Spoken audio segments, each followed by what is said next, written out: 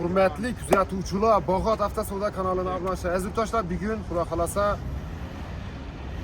10 yanvar 2026 yil sodamiz navbatdagi Jak bo'ldi.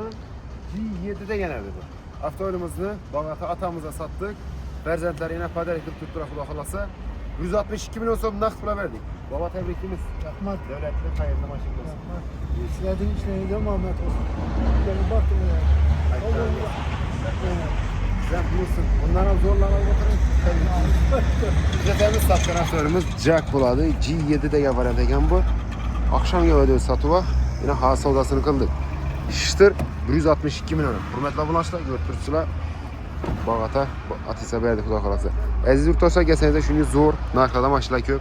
Kredit asosida barter naqd pul asosida olib mashinamizni xarid qilaverasizlar.